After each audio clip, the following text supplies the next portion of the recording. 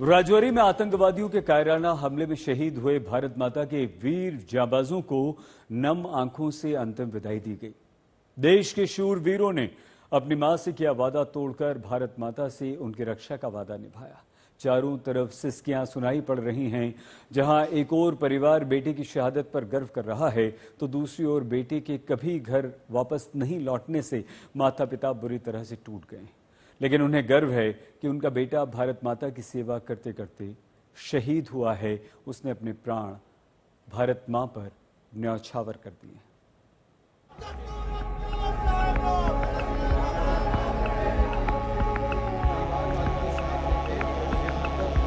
घर वालों से किया वापस आने का वादा तो टूट गया, लेकिन कानपुर के रहने वाले शहीद करण यादव ने एक वादा भारत माता से भी किया था कि वो रहे या न रहे, भारत माँ की शान में कमी नहीं आनी चाहिए।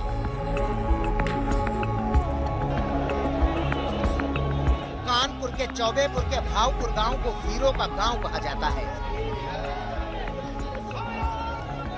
आज शहीद करण की अंतिम यात्रा में उन्हें विदाई देने के लिए हजारों लोगों का हुजूम उमड़ पड़ा। गांव का माहौल देखिए, यहाँ पे पीएसी की टीम में कानपुर पुलिस को भारी बल तैनात किया गया है। साथ के साथ सेना के कई उच्च लेवल अधिकारी हैं जो यहाँ मौके पे पहुंचे हैं। फूलों की बरसात जो है वो तमाम जो गांव वाले हैं अपनी अपनी छतों से करके अपना जो प्यार है, अपना जो इज्जत है, मान सम्मान है अपने गांव के शहीद की तरफ वो दिखाने की कोशिश कर रहे हैं। वहाँ अगर आप देखेंगे तो कई लोग नारे लगा रहे हैं। भारी भीड़ यहाँ पे मौजूद है। हाथ में तिरंगा लेके जो लोग हैं वो स्वागत कर रहे हैं करण सिंह यादव के पार्थिव शरीर का, जो सेना के अधिकारी यहाँ पर लेके पहुंचे हैं। आप देखेंगे विजुअल्स में तो यहाँ पर तिरंगा लगा हुआ है गाड़ी में। अगर आप देखेंगे आगे तो लांस नायक करण सिंह यादव बकायदा फोटो लगी हुई है। कुछ लोग को यहाँ पे साइड करने का काम किया जा रहा है, जो यहाँ पे लोग भावुक हो रहे हैं। हाथ में स्पीकर लेके जो पुलिस है वो व्यवस्था बनाने का काम कर रही है। इतना भारी भीड़ है, पूरे गांव में जोश है वो उमड़ गया है। उस नौजवान को लेकर आतंकी हमले में अपनी जान गंवाई। कानपुर के बिठूर में गंगा के तट पर शहीद करण यादव का अंतिम संस्कार किया गया। इस दौरान सेना ने उन्हें अंतिम सलामी दी। पुंछ में घात लगाकर किए गए आतंकी हमले में देश के लिए सर्वोच्च बलिदान देने वाले शहीद करण यादव का पार्थिव शरीर उनके गांव पहुंचा तो उन्हें श्रद्धांजलि देने के लिए पूरा इलाका मानो अपने सिंघम का आखिरी बार दीदार करने को आ गया। करण की शहादत पर पूरे गांव को फख्र है, लेकिन उनके पिता बेटे की मौत से पूरी तरह टूट गए हैं, क्योंकि बेटे ने पापा से कहा था कि आप चिंता न करिए, बस दोनों बहनों के लिए लड़का देखिए, मैं छुट्टी लेकर आऊंगा तो दोनों की शादी कराऊंगा।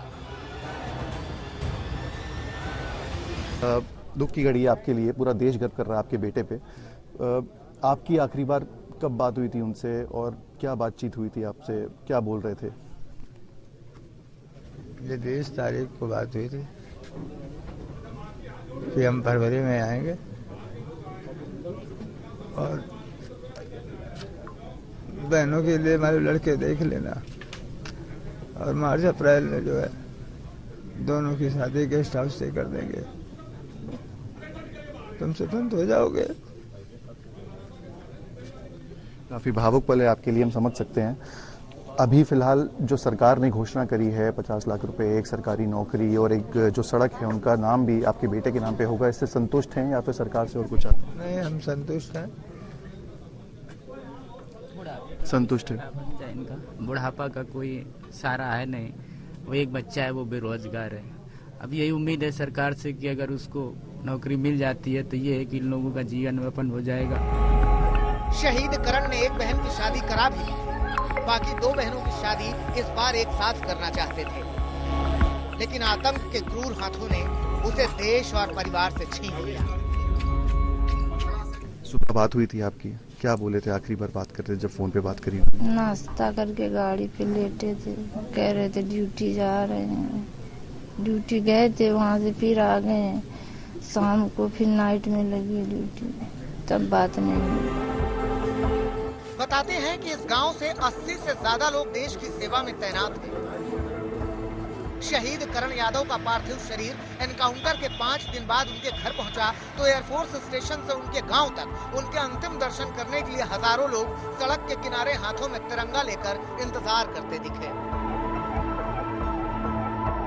करण के गांव वाले, उनके टीचर और बाकी लोगों को गर्व है कि करण भारत माता की सेवा करते करते अमर हो गए। बहुत अच्छा स्वभाव, मैंने बताया सदा चरण स्पर्श करते थे, छोटे छोटे बच्चों से प्यार करते थे, जब भी आते थे तो मुलाकात उनकी सबसे मिलते थे, ऐसा नहीं कि अकेले रिजर्व रहते, सब गांव में सबसे मिलते थे। बहुत सीधा लोग। आपका क्या नाम है? प्रताप सिंह। आप उनको आपने देखा है यहाँ पे आते जाते, आपके साथ ही यहाँ पे रहते हैं, साथ में रहते हैं, कैसा स्वभाव था उनका, क्या बातचीत होती थी? बहुत सीधा स्वभाव और इतना अच्छा लड़का कुछ पूछिए मत। जिस दिन गया था ये हुआ है कांड, उस दिन 10:15 बजे फोन हुआ था और 11 बजे तक हमसे कॉल की थी। मेला नहीं लगता है हमारे यहाँ, मेले की बात होती रही, गांव की चर्चा होती रही, इतना क्या कहें, कुछ कहने से। इससे पहले कल राजौरी में चारों शहीदों को सेना के आला अधिकारियों ने श्रद्धांजलि दी थी। सेना की उत्तरी कमान के commander lieutenant general Upendra Dwivedi, Romeo force के GOC lieutenant general Sandeep Jain के साथ ही राजौरी के एसएसपी और डिप्टी कमिश्नर ने शहीदों को श्रद्धांजलि दी थी। जम्मू, पुंछ और राजौरी में सेना के खिलाफ लगातार हमला कर रहे आतंकियों के खिलाफ सेना भी ताबड़तोड़ ऑपरेशन कर रही है और करीब 30 आतंकी मौत के घाट उतारे जा चुके हैं। राजौरी पहुंचे आर्मी चीफ मनोज पांडे ने भी साफ कर दिया कि देश के जाबाजों की शहादत बेकार नहीं जाएगी और पाकिस्तान को इसकी कीमत चुकानी होगी। राजौरी में सुनील जी भट्ट के साथ सिमर चावला, कानपुर, आज तक। जम्मू कश्मीर के पुंछ जिले के बफलियान इलाके में सेना के 2 वाहनों पर आतंकवादियों ने 21 दिसंबर को हमला किया था। अब शहीदों का अंतिम संस्कार हो रहा है। बिहार के नवादा के रहने वाले सूरवीर चंदन के अंतिम दर्शनों में जन सैलाब उमड़ पड़ा तो उत्तराखंड के भी 2 जाबाज हमारे देश के लिए सर्वोच्च बलिदान करते हुए शहीद हो गए, जिन्हें आज सैन्य सम्मान के साथ अंतिम सलामी दी गई। जिस घर में शहनाई गूंजनी थी वहां अब मातम पसरा पड़ा है।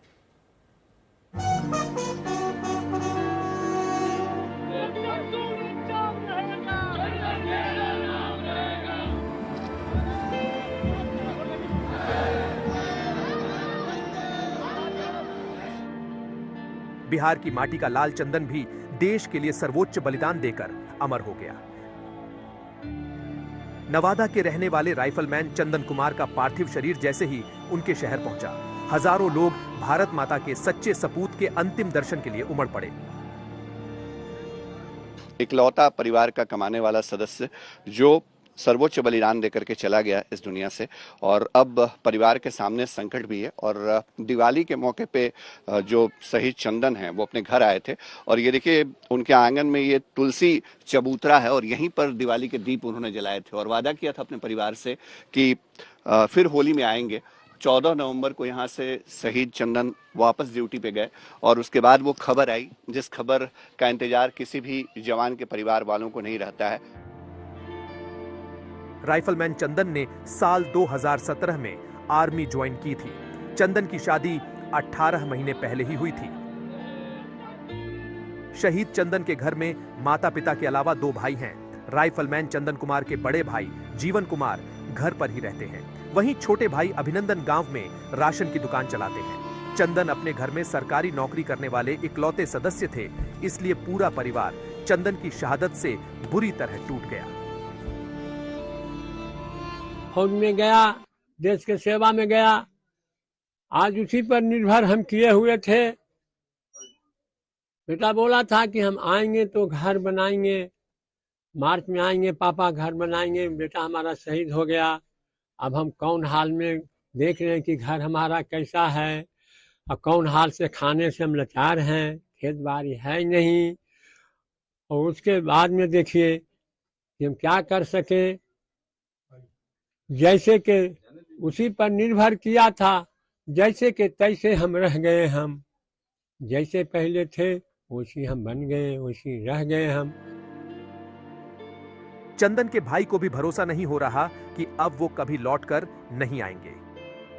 सरकार से ही मांगे कि आज मेरा भाई तो शहीद तो हो ही चुका है, अब तो अब लौट के तो आने वाले नहीं है।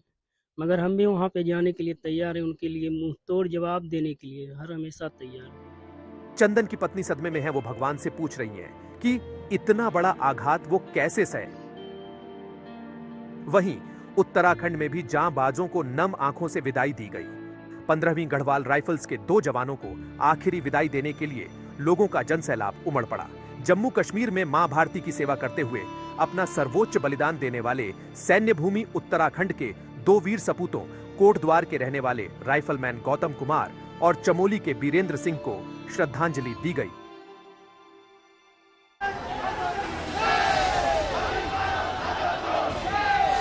जम्मू कश्मीर के पुंछ जिले के बफलियान इलाके में सेना के 2 वाहनों पर आतंकियों ने 21 दिसंबर को जो कायराना हमला किया, उसमें उत्तराखंड के कोटद्वार शिवपुर के रहने वाले राइफलमैन गौतम कुमार भी शहीद हो गए थे। उन्हें सेना के जवानों ने गार्ड ऑफ ऑनर दिया, जिसके बाद गौतम के बड़े भाई राहुल ने उन्हें मुखाग्नि दी।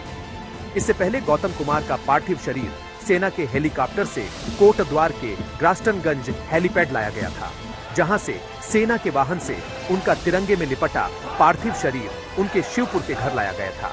इस दौरान भारत माता की जय के जयकारों से पूरा इलाका गूंज उठा। इस मौके पर विधानसभा अध्यक्ष आरतू भूषण खंडूड़ी के साथ डीएम, एसएसपी के साथ कई अधिकारी भी मौजूद रहे। शहीद के बड़े भाई राहुल बताते हैं कि गौतम 30 नवंबर को छुट्टी लेकर घर आए थे और 16 दिसंबर को उन्होंने ड्यूटी पर वापसी की थी और अगले साल 11 मार्च को उनकी शादी थी। लेकिन अब दोनों घरों में मातम पसरा हुआ है। ये जो हमारा भाई शहीद हुआ है, हमें इस बात पे बहुत गर्व है कि ये मौका किसी किसी को मिलता है। और ये अगर देश के लिए और भी शहीद होना पड़े तो हम और भी और हमारे भाई भी लोग और भी हैं जो अपनी जान दे सकते हैं देश के लिए। इस बात के लिए हमें बहुत गर्व है और बहुत ज़्यादा हमारा सम्मान बढ़ाया है पूरे देश में। जम्मू में आतंकवादी हमलों को तेज करने के पीछे पाकिस्तान और चीन की बड़ी साजिश है। दोनों का उद्देश्य ये है कि भारत लद्दाख से अपनी सेना हटाकर पुंछ राजौरी में दोबारा तैनात करने पर मजबूर हो जाए और यहीं से भारत ने अपनी सेना की एक बड़ी टुकड़ी को 2020 में चीन के दुस्साहस का जवाब देने के लिए लद्दाख में तैनात किया था। हमारे संवाददाता जितेंद्र बहादुर सिंह की यह रिपोर्ट। जम्मू कश्मीर को लेकर के चीन और पाकिस्तान का गठजोड़ एक बार फिर सामने आया है। लद्दाख फ्रंट से सेना को हटाने के लिए चीन पाकिस्तान के जरिए भारत के लिए एक नया फ्रंट खोलने में जुटा हुआ है। सूत्रों ने आज तक को जानकारी दी है कि इस समय जिस तरीके से लद्दाख में भारतीय सेनाएं तैनात हैं, ऐसे में चीन ये चाहता है कि यहां पर भारत की सेना कम रहे। यही वजह है कि वो अपने चिर परिचित दोस्त पाकिस्तान के जरिए भारत में उथल पुथल मचाने की कोशिश में जुटा हुआ है। सूत्रों ने जानकारी दी है कि अभी हाल ही में राजौरी में जो हमला हुआ है, इसके साथ ही जो अन्य आतंकी घटनाएं हुई हैं, उनके पीछे पाकिस्तान बड़ी हरकत कर रहा है। पाक अधिकृत कश्मीर से लगातार आतंकवादियों को भेजा जा रहा है। यही नहीं, आतंकी चीनी हथियार लेकर के घुसपैठ भी कर रहे हैं। सूत्र बताते हैं कि जहां चीन के ड्रोन के जरिए ड्रग्स और हथियार भेजे जा रहे हैं पाकिस्तान अधिकृत कश्मीर से, तो वहीं दूसरी तरफ जो आतंकी हैं वो चीनी ग्रेनेड और दूसरे हथियारों को लेकर के जम्मू कश्मीर में घुस रहे हैं और टारगेटेड किलिंग करने में भी जुटे हुए हैं। माना जा रहा है कि चीन के उकसावे पर पाकिस्तान इस तरीके की हरकत कर रहा है। दिल्ली से कैमरामैन अश्विनी हेलन के साथ जितेंद्र सिंह, आज तक।